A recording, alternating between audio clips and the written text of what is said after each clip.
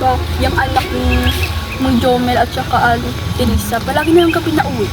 Oo nga eh, pansin ko rin. Tapos lagi siya may kasamang mga lalaki dyan sa daan. Diyos ko. Talaga ba? Di bali na. May pinagmanahan naman yun.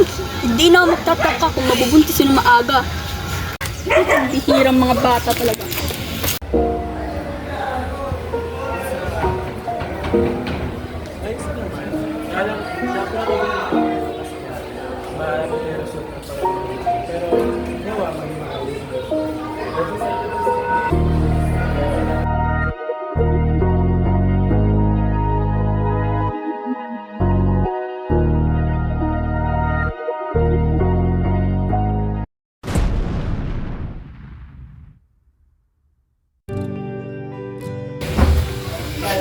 Ano nang gagawin natin nan? Nasa murang edad pa lang tayo at wala pang hanap buhay.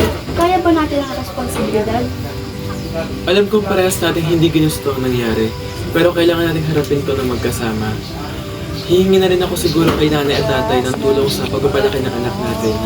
At huwag kang mag-alala, kasamahan din naman kita sa pagkatapat sa sarili mong ama at ina. Dahil natin ito ha, dahil natin ito. Boyfriend ko po. Good evening po, tita. Mano po? Ito po.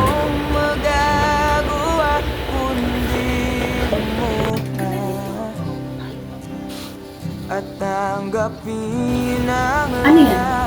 Buntis ka? Sorry, ma. Sorry? Pinag-aaral kita! Opo, hindi po talaga namin... Sorry po talaga, hindi po namin sinasadya. Isisigaw ko na lang.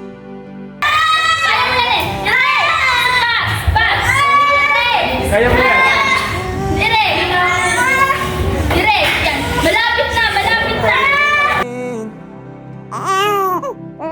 At pagkabilang ko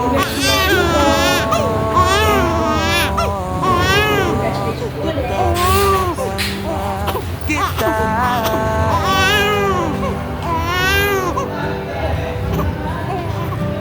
Matapos kong manganak, tumigil kami ng pag-aaral at pinagpasyahan namin na bumukod at si Kael naman ay nagpasyang magtrabaho sa construction. Hindi naging madali ang aming buhay dahil minsan nawawala ng trabaho si Kael at napapautang ako ng pambili ng diaper at gatas ng bata. Dagdag pa ang pagod sa pag-aalaga araw at gabi. Dahil sa isang pagkakamali, maaga akong namula sa katotohanan na ganito pala ang buhay ng isang ama o batang ama. Kakayod para sa ikabubuhay ng iyong mag-ina at wala ng oras para sa sarili. Kumusta kaya ang buhay ko kung hindi agad ako nag-asawa?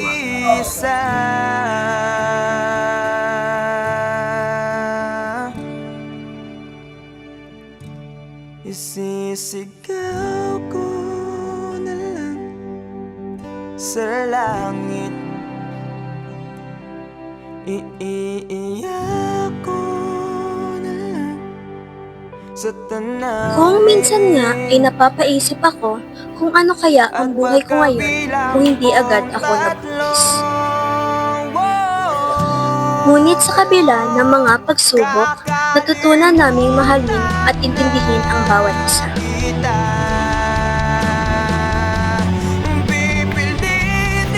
Anak? Ma?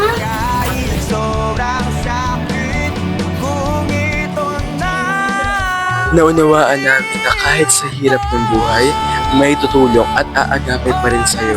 Kagaya ng mga magulang mo, naaalalahanin ka pa rin kahit wala ka na sa poder nila.